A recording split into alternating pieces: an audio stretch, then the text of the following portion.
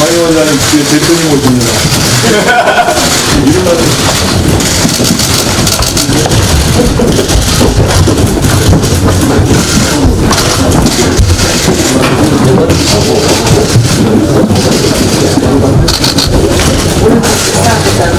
사회주의자 됐어.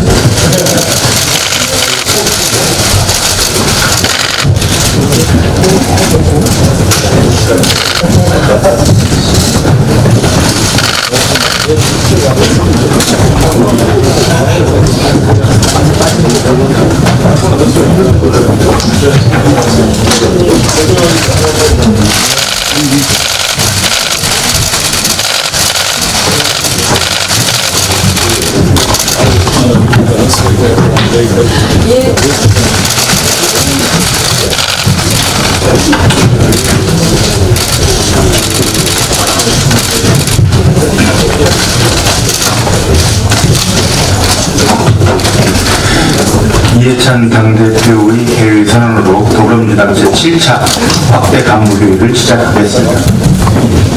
제7차 확대 간부회의를 시작하겠습니다. 이해찬 당대표의 발언이 있겠습니다.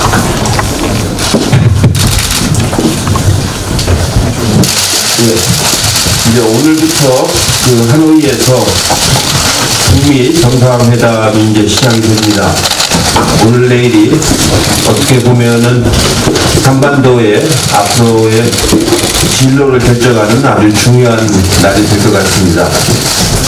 현재까지 전해 듣는 바로는 그 지난 싱가포르 정상회담 이후에 그 실질적인 성과를 내는 중요한 회담이 될 거라고 지금 기대를 많이 하고 있습니다. 종전선언까지 상호간에 합의가 된다는 언론 보도도 많이 있습니다만 마지막까지 우리가 예의주시를 해야 될 것 같습니다. 실제로 제가 지난번 미국에 가서도 말씀을 드렸는데 이번 북미 정상회담의 결과에 따라서는 그 한반도에 살고 있는 8천만 한민족이 그 생존이 걸린 매우 중요한 회담이라고 생각을 합니다. 아무쪼록 회담이 좋은 성과를 내서 한반도의 비핵화와 평화체제가 구축이 돼서 70년 분단과 냉전체제를 마감하는 그런 회담이 되기를 진심으로 기원을 합니다. 어제 저는 독립유공자협회를 가서 방문을 해서 독립유공자분들하고 그 간담회를 좀 가졌습니다. 한 분은 1919년생이시니까 꼭 100세가 되신 분이 계셨습니다. 그분하고 이렇게 얘기를 해보니까 정말로 독립운동을 하셨던 아주 결기가 느껴지는 그런 느낌을 많이 받았습니다. 그러면서도 독립유공자에 대해서 정부가 너무 그동안에 좀 소홀히 하지 않았는가 하는 그런 느낌을 많이 받았습니다.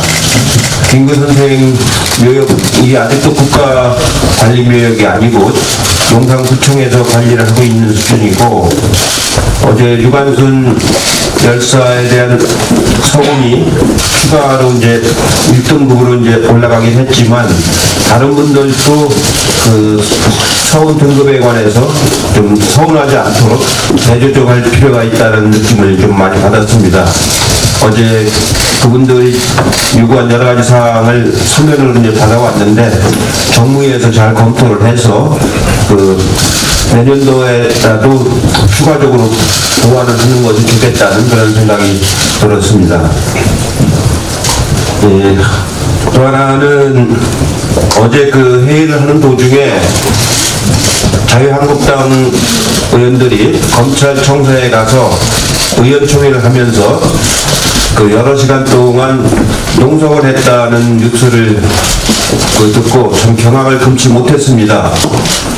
지금 자유한국당이 여러 가지로 어려운 건 이해는 하겠습니다만 도를 지나치는 그런 행위는 정말로 삼가해 주시기를 다시 한번 강력하게 권고의 말씀을 드립니다. 검찰청사에 총장이 있지도 않은데 가서 거기서 여러 시간 동안 그렇게 의원총회를 빙자한 농성을 한다는 것은 이성적으로 절대로 있어서는 안 되는 일입니다.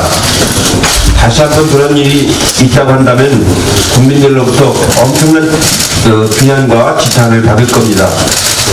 당이 어려울 때일수록 이성적으로 자중자애하기를 다시 한번 말씀을 드립니다. 이상입니다. 이어서 홍영표 원내대표의 발언이 있겠습니다. 한반도 평화의 새 시대를 열 역사적 만남이 드디어 오늘 열립니다. 북미 정상이 오늘 저녁 회담과 만찬을 시작으로 최소 5차례 이상 만날 예정이라 합니다. 1박 2일의 협상을 통해 한반도의 평화와 공존의 새 역사가 시작될 것이라고 믿습니다. 우리 국민 모두 함께 차분한 마음으로 하노이 선언을 기다리겠습니다. 하노이 선언은 한반도 평화시대의 개막을 알리는 출발점이 될 것입니다. 지난 70년 분단과 대립의 역사에 마침표를 찍는 것은 국민 모두의 염원입니다. 평화체제의 완성은 핵도 전쟁도 없는 한반도를 우리 미래 세대에 물려주기 위해 현 세대가 반드시 이뤄내야 할 역사적 소명입니다. 한반도 평화체제를 통해 우리는 정치, 경제, 사회 모든 분야에서 새로운 도약과 민족 공동 번영의 기회를 마음껏 누릴 수 있을 것입니다. 한반도 평화를 완성하는 것은 결국 우리의 몫입니다. 현대 중 노무현 정부가 미랄을 뿌리고 문재인 정부가 지난 1년간 싹을 틔운 한반도 평화의 꽃을 우리의 손으로 활짝 키워야겠습니다. 자유한국당과 보수 진영도 냉전 시대의 도구마에서 이제 벗어나야 합니다. 지난해 남북 정상회담을 위장 평화쇼라고 하고 종전선언을 평화 착시현상이라고 편미하는 주장은 결코 국민의 지지를 받지 못합니다. 자유한국당과 보수진영이 진영 논리를 넘어서서 한반도 평화를 앞당기기 위한 선의 경쟁을 해주기 바랍니다.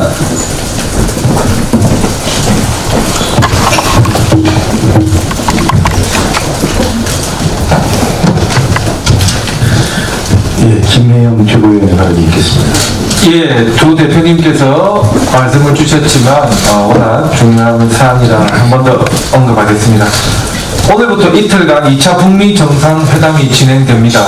역사적인 이번 회담의 성공적인 개최를 통해서 한반도의 평화가 뿌리내리고 공동의 번영으로 나아가기를 기원합니다.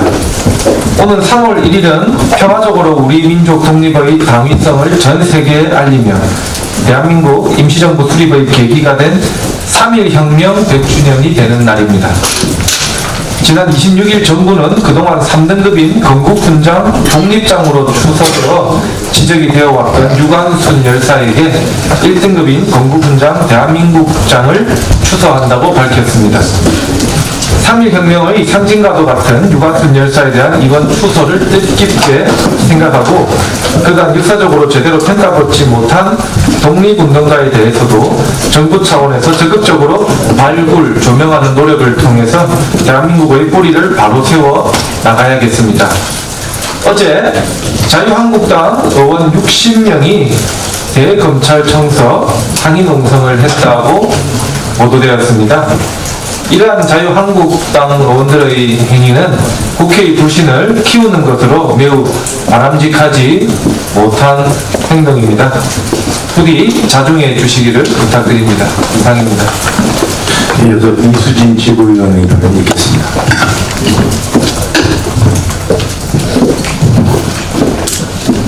네.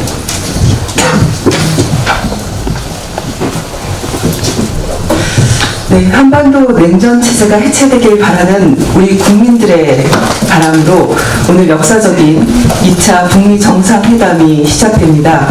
앞에서 언급을 많이 해주셨는데요. 그만큼 저희 국민들 세계가 이목을 집중을 하고 있습니다. 이번 북미 정상회담은 어느 때보다 종전선언 합의 가능성을 염두에 두고 있기 때문에 더욱더 의미가 깊습니다. 지난 평양 정상회담 때처럼 큰 평화의 메시지가 나오기를 기대해 봅니다. 무엇보다 남북 경제협력에 대한 조치로 개성공단 재가동과 금강산 관광 재개도 다시 열려서 서로가 교류를 할 수 있는 그런 터전들이 마련됐으면 좋겠습니다. 오늘 북미 정상회담을 앞두고 대통령께서 신한반도 체제의 주도적 준비에 대한 말씀을 해주셨습니다. 그러나 이런 현실적으로 굉장히 중요한 거에 대해서 대북 퍼주기라는 시대착오적이고 구태의연하는 공세는 야당 쪽에서 여전한 것 같습니다. 마치 문을 걸어 잠그고 교육 통상하지 말라는 조선말 세국 정책을 주장한 듯한 자유한국당의 모습입니다.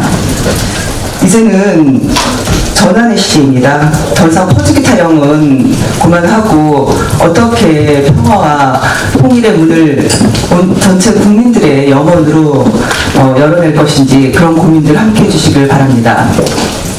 지난 14일 하나 대전공장 폭발 사고로 20일 현대제철 당진공장 사고를 기억하실 겁니다.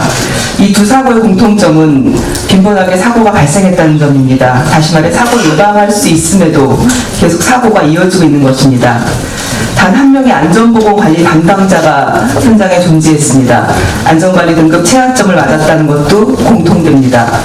어제 하나 대전공장 폭발 사고 유가족분들이 기자회견을 열었습니다. 5살 딸을 둔 31살의 청년 노동자, 출근한 지 한 달밖에 되지 않은 24살 청년의 목숨과 꿈은 사라지고 가족은 더 이상 그들을 볼 수 없게 됐다고 이야기하셨습니다. 위험의 외주화를 포함한 우리 경제 전체적인 시스템과 체질을 바꾸는 노동시장과 노사 관계의 개혁을 하루빨리 진행해야 합니다. 이번 사건의 철저한 사고 조사와 책임자 처벌, 이러한 사건이 되풀이되지 않기 위해 우리 당도 적극적으로 살펴보도록 하겠습니다. 이상입니다. 예, 이어서 박주민 최고위원의 발언이 있겠습니다. 예. 드디어 역사적인 2차 북미 정상회담이 막아올렸습니다. 8개월 만입니다. 한반도 비핵화에 한 발짝 다가서는 회담이 될 것으로 기대합니다. 평화를 만드는 확실한 계기가 되기를 진심으로 바랍니다. 제가 이제 금요일 저녁마다, 매주 금요일 저녁마다 저희 지역구에서 공수처 설치를 위한 성명전을 하고 있습니다. 당원들과 같이 하고 있는데요. SNS에서 이 성명전을 보신 분들이 전국 각지에서 응원과 격려의 편지를 보내주고 계십니다. 그 중에 제가 몇 장을 좀 들고 왔는데요. 특히 그 중에서도 좀 짧은 거 2개 정도만 소개를 해보자 합니다. 먼저 대구에서 보내주신 편지인데요. 안녕하세요. 대구에서 서식 중인, 대구에서 사신다는 뜻을 대구에서 서식 중인이라고 쓰셨는데, 서식 중인 아무개입니다. 의원님 페이스북에 올라온 글을 보고 저도 직장 동료 몇 명에게 서명을 받아 보냅니다. 제 주변 분들은 공수처의 필요성에 대해 많이 공감들 하고 있습니다. 이렇게 주셨고요. 인천에서 보내주신 편지도 있는데요. 이 편지는 제가 정말 마음이 아팠습니다. 이 편지는 뭐라고 쓰여져 있었냐면, 서명을 보내주시면서 제가 해드릴 수 있는 게 이것뿐인 것을 죄송하게 생각하며 작은 힘이나마 보태고 싶었다라고 말씀하셨습니다. 오히려 편지를 받는 제가 죄송합니다. 입법을 책임지고 있는 국회의원임에도 불구하고 국민분들이 이렇게 많이 원하고 계시는 공수처 설치를 위해서 실질적인 걸음을 못 내딛고 있기 때문입니다. 각종 여론조사를 보면은 공수처 설치가 필요하다고 보시는 국민분들이 대략 70에서 80%에 달합니다. 그럼에도 불구하고 우리 국민들은 공수처 설치를 위해서 할 수 있는 일은 서명해서 보내는 것 뿐이다 라고 하며 허탈해하고 계십니다. 사법개혁을 위해서 논의태회에서 협상해야 할 자유한국당 의원들이 현재 모든 논의를 거부하고 국회 개의조차 방해하고 있는 상황입니다. 대다수의 국민이 원하는 사법개혁에 대해서 국회가 응답하지 못한다면 이번 20대 국회는 결국 국민의 엄중한 심판을 받게 될 것임을 다시 한번 경고합니다. 아까 이해찬 대표님께서 말씀하셨던 부분에 대해서 저도 좀 짧게 언급을 하겠습니다. 판결문을 논리적으로 분석하고 비평하는 것조차도 하지 말라고 하는 분들이 작년 9월 28일에는 수사의 필요성만 있으면 발부되는 압수수색 영장이 발부됐다는 이유로 대법원을 항의 방문하고 현직 대법원장을 역사상 처음으로 불러다 앉혀놓고 뭐라고 하시고 어제는 5시간 동안이나 검찰 총장실을 사실상 점거하는 일을 하고 계십니다. 사람들이 말을 할 때 말 자체의 논리적인 부분이나 이런 것들을 떠나서 적어도 말의 앞뒤가 맞아야 되고요. 말과 행동이 일치해야 됩니다. 다시 한번 말씀드리지만 그분들은 판결문 분석하는 것조차도 하지 말라고 하시는 분들입니다. 다시 한번 말씀드리지만 말의 앞뒤가 맞고 말과 행동이 맞아야 될 것 같습니다. 이상입니다. 서른 최고위원회장. 남북 철도 관련 세미나에 참석하느라고 지각을 했습니다. 죄송합니다. 오늘은 역사적인 제2차 북미 정상회담이 있을 것입니다. 이번 회담에서 북한의 실질적인 비핵화 방안과 그에 따른 미국의 상응 조치 그리고 종전선언까지도 예상되는 상황입니다. 한반도 비핵화와 항구적 평화에 대한 기대가 그 어느 때보다 크다고 생각합니다. 그런 만큼 이제 정치권의 개성적 협력이 중요한 시점이라고 봅니다. 지난 25일 여야 5당은 2차 북미 정상회담의 성공적 개최 기대와 이후 상황에 초당적으로 대처하기로 합의하고 공동성명을 채택한 바 있습니다. 그러나 자유한국당은 공동성명을 채택한 날 1년간 총 300억 이상, 단연간 총 500억 이상의 기금이 남북 경협사에 사용될 경우 국회 사전보고와 의결을 거치도록 하는 내용의 남북협력기금법 개정안을 당론으로 제출하여 앞뒤와 전혀 다른 모습을 보이고 있습니다. 기금은 국가가 특정한 목적을 위해 특정한 자금을 신축적으로 운영할 필요가 있을 때 하나여 법률로서 설치한 자금입니다. 기금 운용 사업에 대해 국회 사전보고와 의결 규정을 만든다면 기금의 독립성을 해치는 것뿐만 아니라 상황에 따라 탄력적이고 효과적인 운영을 목적으로 하는 기금의 취지에 어긋납니다. 현재 국가가 설치한 기금 중 이렇게 과도한 제한을 받는 기금은 없습니다.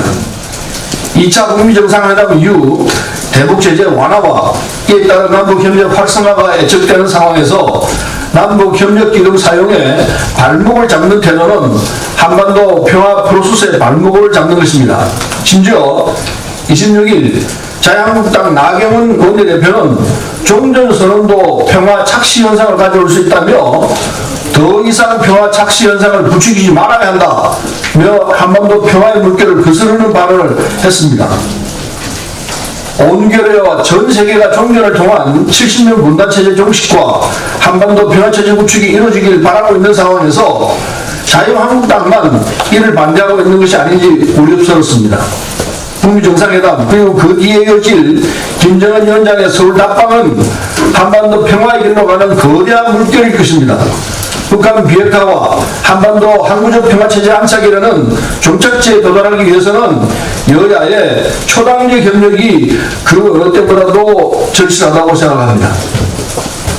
자유한국당은 여야 정치권 모두 국민이 진정 바라는 것이 무엇인지 돌아보고 봄과 함께 찾아올 돌이킬 수 없는 한반도 평화의 물결에 힘을 모아 평화의 별을 띄우고 수랑시켜 나가자는 말씀을 드리는 바입니다. 이상입니다. 남인순 최고위원의 발언이 있겠습니다. 네, 오늘은 참 설레는 날입니다. 하노이에서 한반도 냉전이 해체되고 평화체제 훈풍이 불어오길 정말 간절히 바랍니다. 우리는 3.1절 100주년입니다. 지금까지 독립을 위해서 모든 걸 내던진 영웅들 이름 속에 여성은 늘 뒷전이었습니다. 여성은 독립운동에 주도적인 역할을 못하고 조력자 역할을 했을 것이라는 잘못된 생각이 자랑스러운 독립운동의 역사 속에서 여성을 지어왔습니다. 이런 가운데 기쁜 소식이 있었습니다. 정부가 3.1운동과 독립운동의 상징인 유관순 열사에게 1등급인 광고훈장, 대한민국장을 추가 서원하기로 결정한 것입니다. 대한민국장을 받은 국내 여성 독립운동가가 한 분도 없었기에 그 의미가 더 특별합니다. 특히 3.1운동 100주년을 맞이하여 최고 훈장인 대한민국장을 수여해야 한다는 국민적 열강이 실현되어 환영합니다. 독립운동에 참여한 것으로 추정되는 2천여 명의 여성 독립운동가 중에서 실제로 훈장을 받으신 분은 300여 분에 불과합니다. 2018년 11월 기준으로 독립유공자로 포상을 받은 인원은 1만 5천여 명에 달하지만 그중에 여성은 357명으로 2.4%에 불과합니다. 우리 여성들은 당시의 사회적 지위와 체포된 여성 독립운동가들이 민족적인 차별과 성차별의 이중의 고통을 받은 것을 고려한다면 치열한 독립운동 현장에 뛰어든 여성들의 공적은 역사적으로 가치가 크다고 생각을 합니다. 앞으로 여성 독립운동가의 추가 발굴과 서원 작업에 힘써야 할 것입니다. 이상입니다. 이형석 최고위원의 발언이 있겠습니다. 예, 많은 분들이 오늘 북미정상회담에 대해서 언급을 해주셨습니다. 아마 지구적 관심이 지금 베트남 하노이에 집중되고 있는 것 같습니다. 그리고 관심은 평화라는 한 단어에 집중되고 있습니다. 그렇지만 유독 나경원 자유한국당 원내대표와 자유한국당만은 이 평화, 종전에 대한 두려움을 좀 갖고 있지 않는가 생각을 갖습니다. 평화라는 가면을 쓰고 한미동맹 와해가 염려된다, 대한민국의 무장해제가 염려된다, 이런 표현들을 연일 내뱉고 있고, 특히 또 각 사안마다 조건들을 내걸고 있습니다. 이제 새로운 한반도 질서에 나경원 원내대표를 포함한 자유한국당도 즉각적인 조건 없는 동참을 촉구합니다. 천안함의 아픔, 그리고 연평도의 아픔, 이런 과거의 분단의 아픔을 항구적으로 종식시킬 수 있는 전체적인 기회가 한반도에 주어지고 있습니다. 이 기회에 자유한국당의 적극적인 동참을 다시 한번 촉구드립니다. 이상입니다.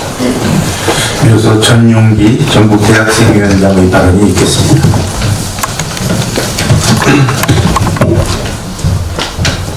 네, 기성세대의 눈으로 단정짓는 낡은 시선과 일련의 사건들을 확대 해석하여 세대 갈증을 부추기는 낡은 정치는 사라져야 할 것입니다.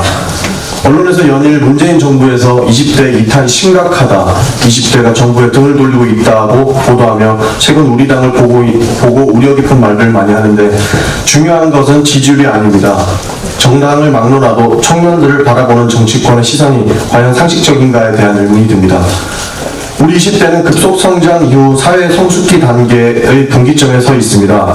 과거 경제 성장을 위해 앞만 보고 달려올 수밖에 없었던 베이비 부모들과는 달리 우리 삶은 다양한 가치를 발견하고 자아를 발견하는 방법을 알게 되었습니다. 그러다 보니 오늘날 우리가 내는 목소리는 사회에 있는 중년층들이 받아들이기에는 배부르고 잘못된 소리라고 느낄 수 있습니다.